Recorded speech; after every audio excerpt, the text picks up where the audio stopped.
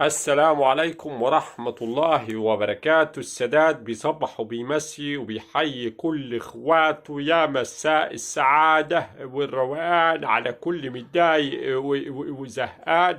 يا رب تكونوا بخير وطيبين وفي سعادة مبسوطين، واشوفكم دايما فرحانين، وعلى كل غالي يا رب تكونوا مطمنين. قولوا يا رب امين. صلوا على سيدنا محمد عليه افضل الصلاة والسلام، شفيعنا يوم القيامة باذن واحد احد. والله انصف المظلومين على الظالمين. نكتفي بهذا القدر وكسبنا ثواب مع بعضينا. خلينا نخش في الموضوع.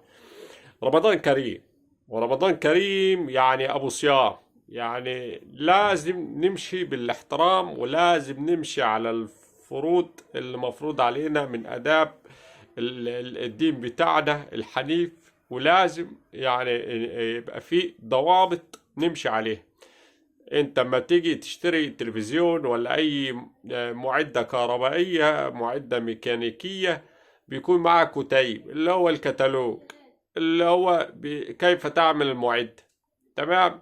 احنا في رمضان عندنا يعني كتالوج اللي هو كيف يكون صيامك يعني سليم ومش باطل، وانك انت تعمله بما يرضي الله.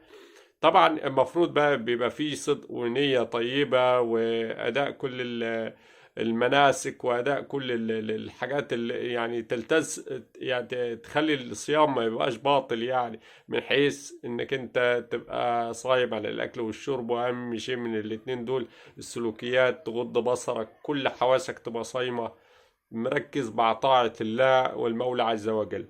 يجي لنا في رمضان رامز جلال عشان يخرجنا من الملة. انا بالي اي سماحة، يعني كانت بنت لطيفة وبقت مريبة، يعني عندها مشكلة، يعني ودوها لأم خديجة المغربية، تطلع عليها الحاجة اللي موجودة دي وتعمل لها زار بقى. أم خديجة المغربية بتاعت قلب الحبيب وكنافة بالزبيب، جيبوها في رمضان.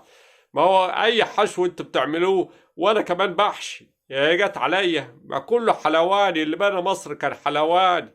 اه حتى الواد الليمبي يعني قلب عربية الكبدة لعربية يعني بسبوسة وكنافة وجلاش، وهيعمل الجلاش.